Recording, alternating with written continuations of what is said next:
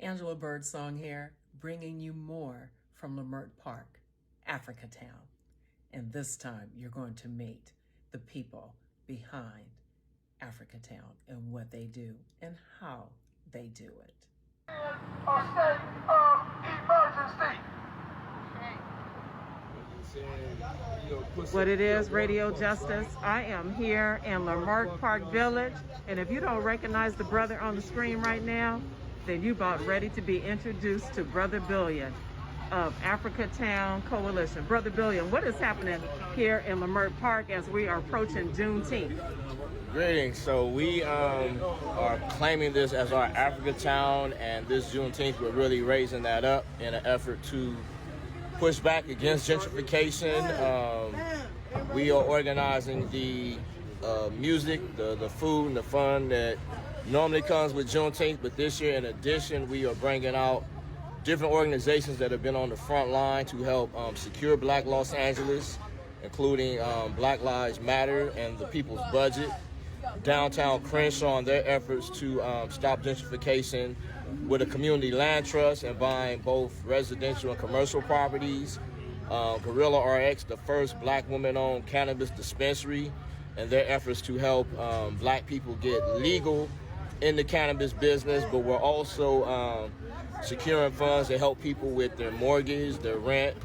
A lot of our vendors who are out here became vendors after losing their jobs, both pre-COVID, but especially during COVID. So we're getting resources to assist them, and especially our unhoused brothers and sisters. We're getting resources to try to get rooms for at least a week, so they can get off the streets for at least a week this summer and kind of figure out their next move. So again, Juneteenth here in Africa Town is going to be the same huge celebration that folks have come to know over the past few years, but we're going to add a little bit more to really raise up where Black Los Angeles is at right now. Okay, and what are some of the projects outside of Juneteenth that Africa Town Coalition has been working on? So our main thing again right now is really fighting the push out against Black LA. We have large numbers of folks who had either left because the cost of living has gotten too high. We got a number of people who have been pushed out of their homes and apartments because their mortgage and rent got too high. Some were able to relocate in other cities. Many have been pushed out here on the streets. Folks estimate maybe 400,000 Black people are left, but 10% of that is unhoused. So that's our primary focus right now. We're also working with, like I was saying, Downtown Crenshaw and the Baldwin Leimert Crenshaw Tenants Union to assist those who are currently facing eviction, facing foreclosure, to get the legal, the political, and the financial support that is needed for that. But our main focus right now is helping to secure and build back Black Los Angeles. Are you guys still having the hot foods on Sunday? Yeah, every Sunday you can actually come right here, directly across the street from where we're standing in front of Haroon Coffee. We provide the community we start with a grocery giveaway. We now have what we call our Harvest the Hood program, where we're encouraging the community members to bring, if it's lemons off their trees, oranges off their trees, avocados where they grow in their yard. And then we also raise funds to provide a hot meal. So on Sunday, if you're in the area, you need something to eat, you can stop here. But really throughout the week now, we have a lot of folks coming through and helping us to feed folks who are hungry. Good stuff, good stuff. Okay, how can we keep up with the movement of Africa Town Coalition?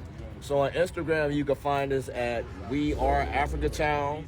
We have a website, Africa Town Enterprise, and on Facebook we have a group, Africa Town. So any of those platforms, you can find us and stay in touch with what we're doing.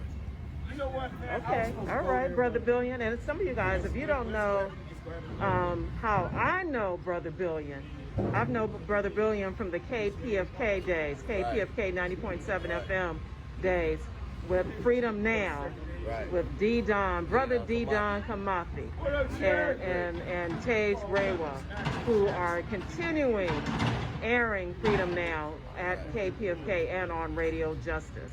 And Brother Billion, you told me that they're reinforcing the main line over here. That's why we got this construction going on Degnan Boulevard. Right. So the immediate community itself needs a lot of restoration and renovation. So about a month ago, we were told DWP has started coming out here to work on the water main. Initially, they told us a 2 to 3 week project, but now it's been over a month later. So at this point, we're really hoping they can finish before Juneteenth, so we can have the streets secured and ready for the thousands who we expect to show up. But in addition, we got some buildings that need renovation and restoration, and there's just a lot of work that's needed in the community overall. Okay, and what can we do? The average person, what can we do? So one, like I said, you can follow our pages to get the information we put out and see ways you could tap in. On Sundays, we run the weekly marketplace out here. We most definitely need volunteers for that. And then, of course, there's always financial contributions you can make. We have the Cash App, $Blackson365. That's BLACTION. The number's 365. And, you know, all of those ways will most definitely help support us. And independently, you could do what you can for any unhoused people in your community. Right. Word on that. One other thing that I want to ask you about, have you guys been putting in check, shutting down any liquor stores recently? Because what some of you guys may not know, what African Town Coalition may have done in your neighborhood is to make sure that the liquor stores are providing not only liquor and snacks, you know, potato chips and stuff like that, but that they also provide fresh produce in there for you. So if you've seen changes in your liquor stores, or if you've seen some of the new looking liquor stores, convenience stores in your neighborhood, some of that has to do with African Town Coalition pushing with the Korean Business Association, if I'm saying their association correctly. Let me know what you guys are doing still on that front.